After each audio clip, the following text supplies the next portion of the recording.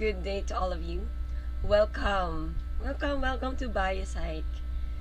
And yeah, this will be the first chapter of our module for the biopsychology. So today I wanted to reiterate, just like on the first day of our classes, on the the first that we will be having fun while learning. So that's a must in this class. And it won't only be possible without you in the process. So this will be a cooperative process. Alright? So without further ado, I would like to, and I hope no, you already had your advanced reading. I gave you naman the resources with regards our chapter for today. All right, so let's go.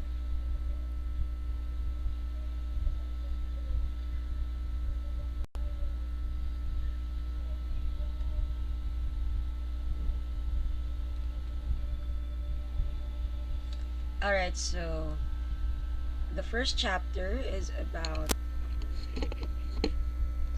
biopsychology as a neuroscience. So what's biopsychology anyway, no?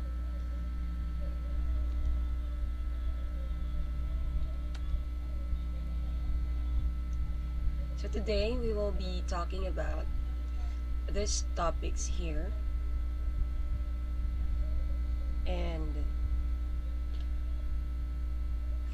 the different objectives that we have. We already presented the syllabus in the first part of our meeting in this module, in this block. So today we're going to define what biopsychology is. What really is it? No, just like on the title. Next is to discuss the connection of biopsychology to other disciplines in the neuroscience. Next, to identify the different types of research in biopsychology, distinguish the different divisions of biopsychology, explain how biopsychologists work together, then critically evaluate the biopsychologist's findings through scientific inference.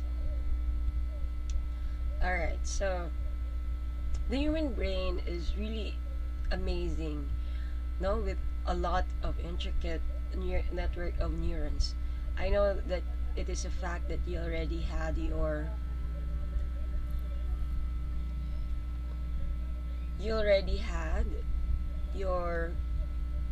general psychology and other subjects beforehand, cognitive psychology, I believe, no? And we know that the human brain is really amazing, and it has different cells that receive and transmit electrochemical signals, and we use in neuroscience a scientific study of this organ, not only this organ but the entire system called the nervous system. So the question here is, does the brain have the capacity to understand something as complex as itself? We will know. Okay, so this chapter will comprise this purpose, no? Wherein, as I've said earlier, no, in our objectives, we will know the different disciplines related to biopsychology. So, ayan. So, just a quick way to introduce to you the book that we already used for the entire semester. No, there are parts that makes us think creatively about biopsychology.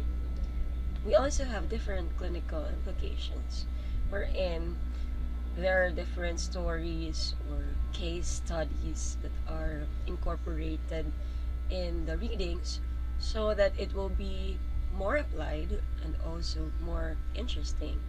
Just like in the thinking creatively part, we also have evolutionary perspective, so we connect it to what we have uh, found in recent studies to evolutionary perspective as well. And of course, neuroplasticity. How many years before now, no, that it was thought that the brain is not malleable, meaning at a certain age, our brains mature and we do not also grow. I mean, our brain does not create other connections and also do not create more neurons, but this is debunked because there are several studies that our brain that says that our brain is malleable. So that's the concept of neuroplasticity. So we will be that's a major theme of our book that we will look into in different chapters. So what's biopsychology? It's a scientific study of the study of the biology of behavior.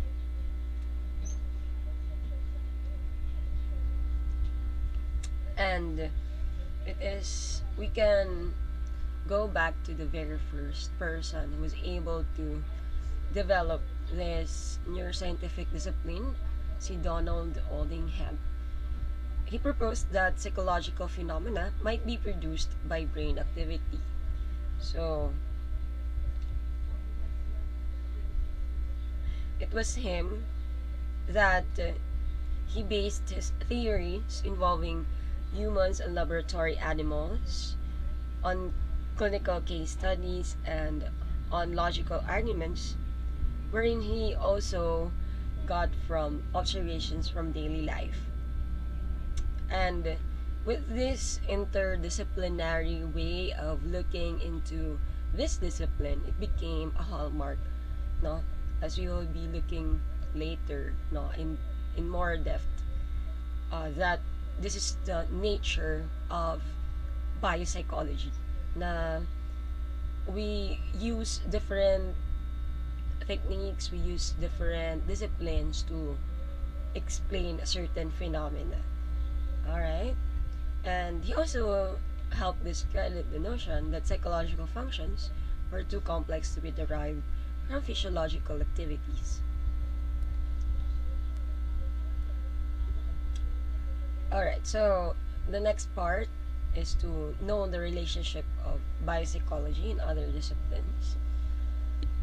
And as I have said earlier, it was with the practice of Donald Oldingham that this becomes an integrative discipline because biopsychologists draw together knowledge from other neuroscientific disciplines and apply it to the study of behavior. So here are the different disciplines related to biopsychology. So we have to the neuroscience, disciplines of neuroscience relevant to biopsychology. So we have neuroanatomy. It's the study of the anatomy of the brain or the different parts of the brain. On the other hand, we also have neurophysiology on the left side, which is on the functions, okay, on the functions of the brain. We also have neurochemistry, which looks into the different, of course, chemistry, how certain elements and also hormones affect the activity of the brain. We also have, of course, neuropharmacology, which also look into more on the different drugs and the effects of these drugs to the workings of our brain. We also have neuroendocrinology, so from the word endocrine, endocrine system, because it's also highly related to our brain, because the endocrine system is the one that controls the hormones of our bodies. And of course, neuropathology, looking into different disorders, no, looking into what parts of the brain are affected if there are mental disorders that happens to this person, or probably injury caused by injury or accidents, etc., etc. Okay.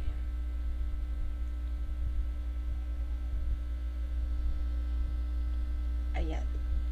Yun. Structure, the chemical basis, interactions, and the endocrine system, nervous system disorders, effects of drugs, functions and activities of the nervous system. Alright, so what type of research characterize biopsychological approach?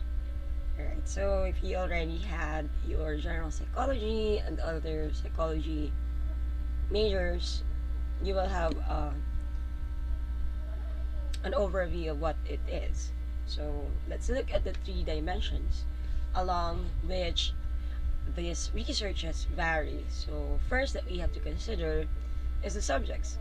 So in biopsychological research, we have human and non-human subjects. It is necessary because not all phenomenon that we have for the study of the brain and its related phenomenons can be directly looked or can be studied through human beings. It will be unethical. For example, if you will have a slice of the brain and look into the activity, it's not ethical. Alright, so then we also have the methods, no? We can have experiments and non-experiments.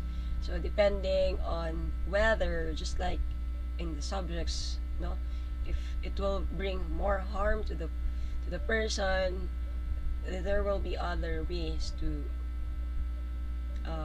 use in biopsychological research. So experiments can be done in also human beings, but it should be non-invasive. Non-experiments if there's an underlying condition of a certain population, no? Later we will look at that, no, as an example of non-experiments. So that could be used also.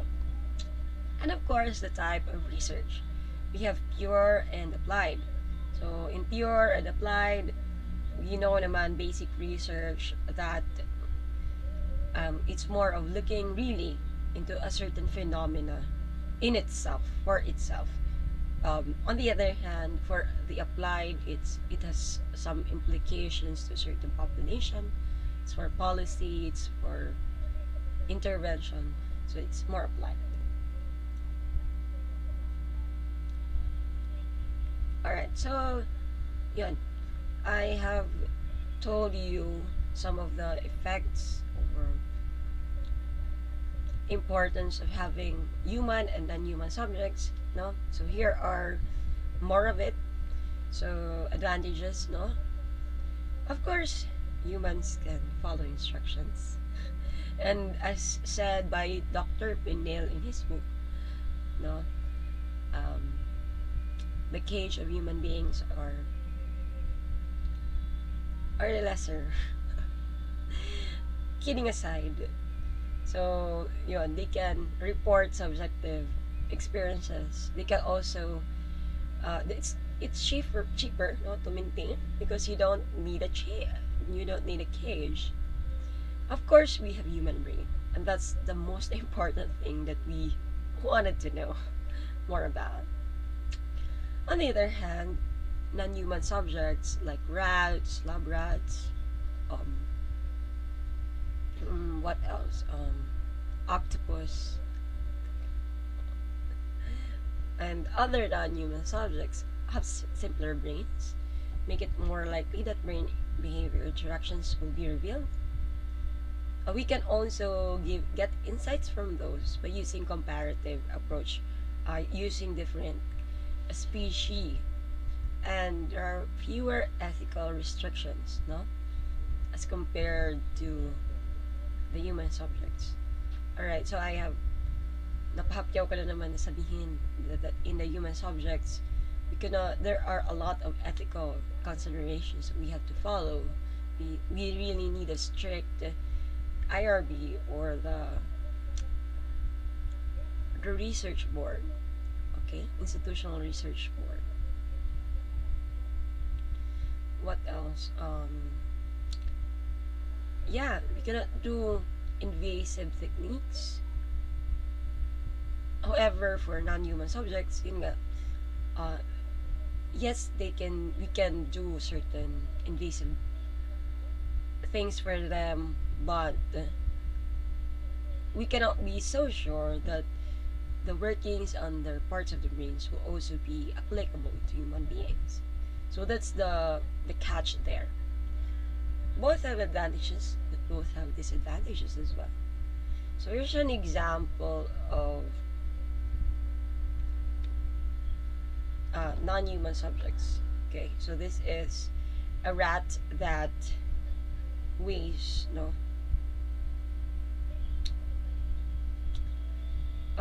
weighs heavier than a normal rat. So what happened here is the researchers cut the ventromedial hypothalamus, and they were able to know that the ventromedial hypothalamus is the main reason for our satiation. Okay, so for satiety. So, kung kailan, okay, tama na, busog na ako. So, that happened in the rats. If we will apply that to human beings, we will do some surgery and then tinker on the brain and look for the ventromedial hypothalamus. It wouldn't be possible. Alright. So this topic is actually on one of our topics in this book. So you can go to that chapter. Okay. I think it's on the chapter of sex and hunger, which will, yeah, you can read more about it. Alright, so next is the methods, experiments. So we have, it's used to determine cause and effect relationships. So we have between and within subjects design. So between, meaning there are two different populations that are part of the two different group of subjects tested under each treatment condition of an experiment. So for example, in the first na illustration, where we have green people and we have blue people, so we try to let them put into certain na mga conditions or treatment and an experiment, so that we will know if a certain, for example, drug has an effect on their performance, on their something that will be able to measure a certain cognitive ability. For example, attention. Let them eat nuts. The others, the green ones, will eat nuts, and then the blue ones will be the control, and then they will not eat nuts. And then give them a test on attention, on focus, so we can compare, if ever that certain condition, which is eating nuts, is really an effect on their cognitive performance. On the other hand, when we have within subjects designs, so we use the same group of subjects and is tested under each condition. So we have the same subjects, and usually there's a time difference on measuring a certain study or a certain treatment on them. Kasi we cannot give, no, in day one they eat nuts, and then after a while, no, or they won't eat nuts and then get their baseline score for attention, and then after a while we let them eat nuts and then get their attention measurement. Okay, and there are very important concepts that we have to consider, such as the independent variables. So the independent variables are set or manipulated by the experimenter. These manipulations produce the different treatment conditions in an experiment. The experiment tries, on the other hand, no, dependent variables reflect the subject's behavior. This is what the experimenter measures to assess the effect of the independent variable. The experimenter tries to conduct the experiment so that the independent variable is the only thing that varies between each treatment condition. In a well-designed experiment, the experimenter can conclude that any differences in the dependent variable between the various treatment conditions were caused by the independent variable. So we have here an example, no? Alright, so we have here the type of dog and the level of fear. So we have there the independent variable, which is the type of dog, and then dependent variable is the level of fear. Okay, so we measure on two people what their level of fear is. No, it might be depending on the heart rate, no, yung pulse rate nila, or sweating, if we have those kind of ways to measure the level of fear. Alright? So, yun. Independent variables. Yun yung set or manipulated by the experimenters, which is the type of dog. Then, dependent variables is the subject's behavior, which is the level of fear. Alright.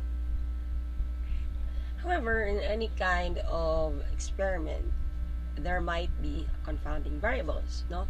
So these are unintended differences between conditions that can influence the dependent variable. It can be difficult to eliminate and can make experiments difficult to interpret. So an example for this is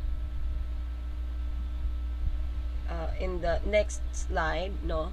So just saying that probably it's not really the dog, no, that makes the level of fear, for example, of a person rise up, but it's the condition that the subject was there, no? It's gloomy, it looks like a horror, no? Even though in reality they don't have that fear of dogs. So whatever kind of dog, no?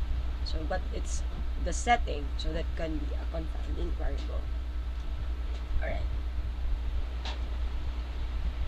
Okay, so it makes it hard to tell how much of the effect of the dependent variable was caused by the independent variable and how much was caused by the confounded variable.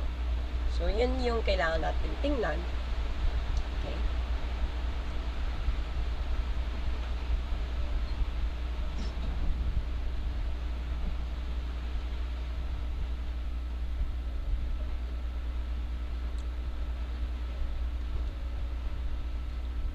Alright, so here's an example, no? This is the Coolidge effect, no? That is found to manifest in female hamsters. The Coolidge effect is the fact that copulating male becomes incapable of continuing to copulate with one sex partner and often recommends copulating with a new sex partner. And the way that they were able to know about this or to observe about this is the lordosis, or the archback, bumped up tail diverted posture of female rodent sexual receptivity. Yung tataas yung kanyang tail. Okay? It showed that female hamsters were more sexually receptive to an unfamiliar male than to the male they had already copulated during an earlier test.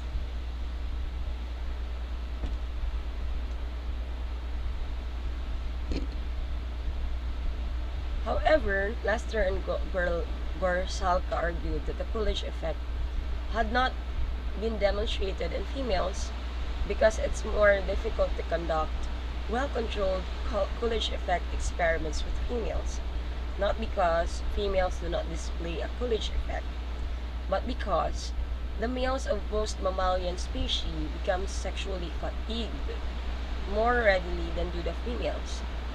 Attempts to demonstrate the Coolidge effect in females are often confounded by the fatigue in males.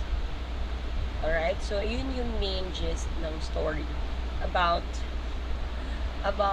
this, no? About the confounded variables. Yun. Kasi if you will look at this graph, no?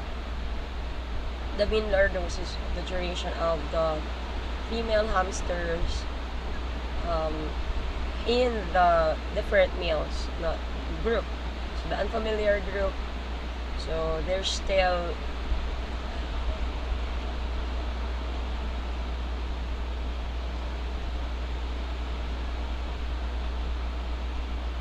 okay, I will just use something.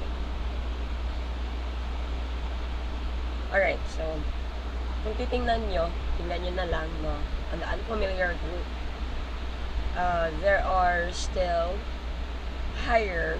it's higher kung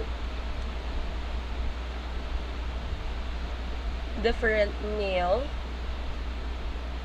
hamsters yung kinocopulate, no? As compared if there's just one male. However, there is a confounding effect wherein yun, mas madaling ma-fatigue yung males than the females. So, we cannot really prove that there is the Coolidge effect. Okay? And just, did you know, additional information that there was a joke. I researched this. There was a joke about this wherein ito yung pinagmulan ng term Coolidge, no? It came from the former President Calvin Coolidge. The President and Mrs. Coolidge were being shown separately around an experimental government farm. When Mrs. Coolidge came to the chicken yard, she noticed that the rooster was mating very frequently. She asked the attendant how often that happened and was told a dozen of times a day, Mrs. Coolidge. A day. Mrs. Coolidge said, "Tell that to the president when he comes by." Upon being told, the president asked, "Same hen every time?" The reply was, "Oh no, Mr. President, a different hen every time." The president said, "Tell that to Mrs. Coolidge." Okay. So, parang that came from that that joke. Okay.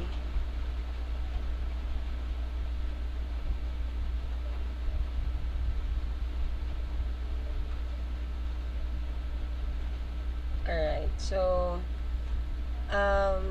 it's raining, so I'm thinking of stopping the recording first and start later.